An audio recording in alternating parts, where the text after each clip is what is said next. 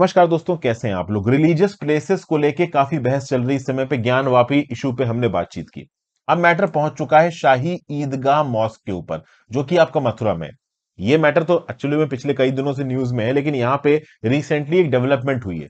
और डेवलपमेंट ये हुई है कि जो शाही ईदगाह मॉस्क वाला इशू है, यहां पे मथुरा के डिस्ट्रिक्ट जज ने बोला है कि इसके ऊपर प्लेसेस ऑफ वर्शिप एक्ट 1991 लागू नहीं होगा। अब ये एक बहुत बड़ा ऑब्जर्वेशन है, क्योंकि प्लेसेस ऑफ वर्शिप एक्ट 1991 क्या बोलता है कि 1947 को जो भी मॉन्यूमेंट हिंदू टेंपल बन गया, या फिर मुस्लिम मॉस्क बन गया, या फिर क्रिश्चियन चर्च बन गया, ये वही रहेंगे। इसके बाद इनकी सिचुएशन को बदला नहीं जाएगा, इनके स्टेटस को बदला नहीं जाएगा, इरिस्पेक्टिव ऑफ द फैक्ट कि 1947 से पहले सिकंदर लोदी के समय पे, खिलजी के समय पे, औरंगजेब के समय पे क्या हुआ, कौन सा मंदिर तोड़ा गया, वहां पे कौन सा मस्जिद बनाया गया, इन सब चीजों को साइड हटाते हुए 1947 को जिस रिलीजियस प्लेस का जो स्टेटस है वही रहेगा। अब इस कंटेक्स्ट में ये जो शाही ईदगाह मॉस्क है, जो कि रामकृष्ण जन्मभूमि से बिल्कुल सटा हुआ है, और ऐसा बताया जाता है कि रामकृष्ण भूमि मंदिर पे जो मेन टेंपल का गर्भगृह था, उसको तोड़ के औरंगजेब ने 1670 में ये शाही ईदगाह मॉस्क बनाया। और हो सकता है ये बात सच हो, क्योंकि हमें पता है कि औरंगजेब ने बहुत से टेंपल्स तोड़े हैं। सिकंदर लोधी भी इस इलाके में काफी तबाही मचा के गया था।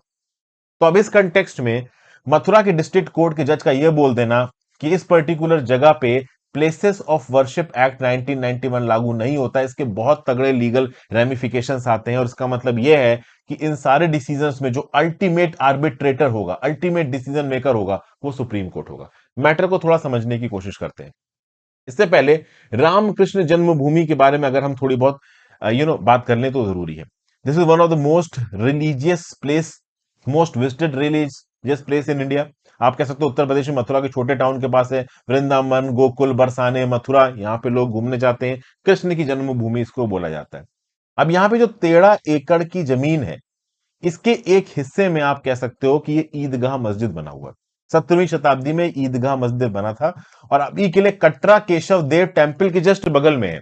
अभी जो कटरा केशव देव टेम्पल और उसके आसपास का इलाका है, इसको कृष्ण की जन्मभूमि मानी जाती है। और बहुत हद तक ये बात सही है कि इस इलाके में पहले बहुत सारे टेम्पल हुआ करते होंगे। मुस्लिम शासक आए, उन्होंने टेम्पल को तोड़ा, मस्जिद बना दिया। और अब ये मुद्दा फिर से न्यूज में आ गया। मुद्दा ने जब आग पकड़ी तो 12 मई को इलाहाबाद हाई कोर्ट ने मथुरा कोर्ट को बोला कि भैया ये जो श्री रामकृष्ण जन्मभूमि और शाही ईदगाह मस्जिद जो डिस्प्यूट है, इसके ऊपर तुरंत अपना डिसीजन लो। क्योंकि मथुरा की कोर्ट जब डिसीजन लेगी, तब उसकी review petition Allahabad high court में जाएगी। इलाहाबाद हाई कोर्ट जब अपना डिसीजन देगी, तो हो सकता है रिव्यू पिटीशन सुप्रीम कोर्ट में जाए। एक बात तो क्लियर है, चाहे ज्ञानवापी मस्जिद का इशू हो, चाहे भाई आपका ये मथुरा के ईदगाह मस्जिद का इशू हो, इसका फाइनल डिसीजन सुप्रीम कोर्ट की तरफ से ही आने वाला है। अब यहां समझते हैं हुआ क्या है। 1968 में एक सेटलमेंट हुआ था, किसके बीच में?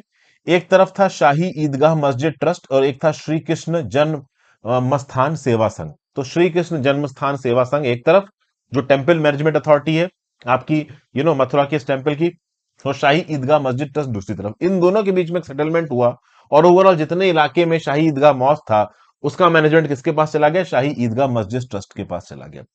अब श्री कृष्ण जन्मभूमि ट्रस्ट का यह बोलना है कि ये जो ऑर्गेनाइजेशन है श्री कृष्ण जन्मस्थान सेवा संघ, इसके पास कोई ताकत ही नहीं है, इसके पास कोई अथॉरिटी नहीं है किसी भी प्रकार के एग्रीमेंट को साइन करने की। मतलब कि इनका बोलना है कि जो 13 एकड़ का लैंड है, ये पूरा का पूरा कृष्ण जन्मभूमि है, यहां पे टेंपल ही आना चाहिए, इस मॉस्क को आप किसी और जगह पे शिफ्ट कर दो। मतलब 1968 में ये जो एग्रीमेंट साइन हुआ है, ये गलत है, क्योंकि जो एग्रीमेंट साइन करने वाला था on behalf of Hindu temple Shri Krishna जन्मस्थान सेवा संघ, इसके पास अथॉरिटी नहीं है। ऐसा कौन बोल रहा है? श्री कृष्ण जन्मभूमि ट्रस्ट ऐसा बोल रहा है। अब ट्रस्ट ने जाके ये सब बातें मथुरा के डिस्ट्रिक्ट जज के सामने जाके बोली। डिस्ट्रिक्ट जज के ऊपर बहुत सारी चीजें डिपेंड करती थी। डिस्ट्रिक्ट जज ने पढ़ा यहां पे प्लेसेस ऑफ वर्शिप एक्ट 1991 का section 4 clause 3 sub clause B. इसमें क्या लिखा हुआ है मैं पढ़ के सुनाता हूं आपको।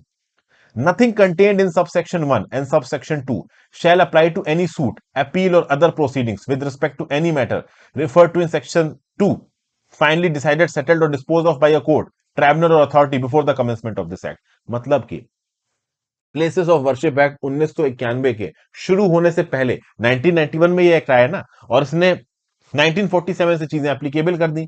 लेकिन यहां पे जो जज साहब हैं आपके, जिनका नाम है राजीव भारती साहब ये बोल रहे हैं कि भाई देखिए, प्लेसेस ऑफ वर्शिप एक्ट आया 1991 में, जो सेटलमेंट हुआ था आपका शाही ईदगाह मस्जिद के साथ, वो हुआ था 1968 में।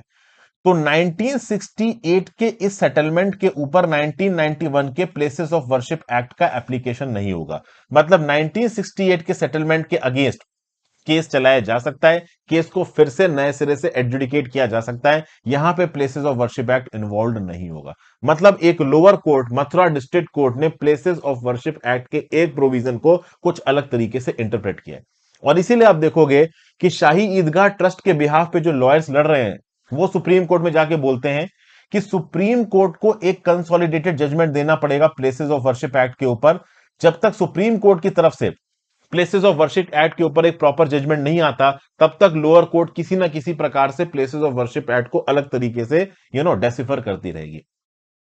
मतलब यहां पे शाही ईदगाह मस्जिद और ज्ञानवापी मस्जिद के बिहाफ पे जो भी लॉयर सुप्रीम कोर्ट में केस लेके गए, उनका यह बोलना है कि सुप्रीम कोर्ट प्रॉपर तरीके से अप्लाई कर दे कि हाँ भाई, places of worship act untouchable है। 1947 में जो इलाका टेंपल था, मस्जिद था, गुरुद्वारा था, वो वही रहेगा। इस बात को सुप्रीम कोर्ट क्लियर कट करे, नहीं तो ये छोटे मोटे जो डिस्प्यूट्स हैं, एक्चुअली में छोटे मोटे डिस्प्यूट नहीं है, बहुत बड़े डिस्प्यूट हैं, ये फेस्टर होते रहेंगे और हिंदू वर्सेस मुस्लिम वाली ये जो लड़ाई है, ये चलती रहेगी। अब ये लीगल इंटरप्रिटेशन, इस लीगल इंटरप्रिटेशन के रिस्पेक्ट में इलाहाबाद हाईकोर्ट क्या बोलने वाला है, सुप्रीम कोर्ट क्या बोलने वाला है, हम नहीं कर सकते। पर देखिए, अगर इस लीगल इंटरप्रिटेशन को अप्लाई करते हो, तो हर रिलीजियस प्लेस में कोई ना कोई डिस्प्यूट, कोई ना कोई लीगल बैटल चला है 1991 से पहले।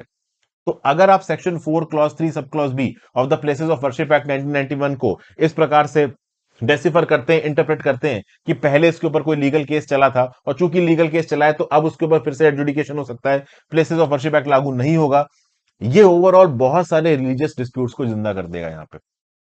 और इसके ऊपर एक consolidated judgement definitely Supreme Court की तरफ से आएगा। और अगर आप देखें तो रिसेंटली कुतुब मीनार के कैरेक्टर को चेंज करने के बाद, नाम को चेंज करने के बाद, ताजमहल के आसपास जो कंट्रोवर्सी हो रही है कि भाई 22 कमरों को खोल के देखो कि इसके अंदर कोई हिंदू टेंपल है क्या, जामा मस्जिद अलीगढ़ के डेमोलिशन की बात हो रही है, तो ये सब कहीं ना कहीं आप कह सकते हो कंसर्टेड अटेम्प्ट है, ऐसा एक्सपर्ट्स का बोलना है, मधुबन चतुर्दी का बोलना है, मेजोरिटेरियन स्टेटमेंट्स को स्टॉप करने के लिए। लेकिन सेंटीमेंट तो देखो भाई, धर्म के आधार पर है ही।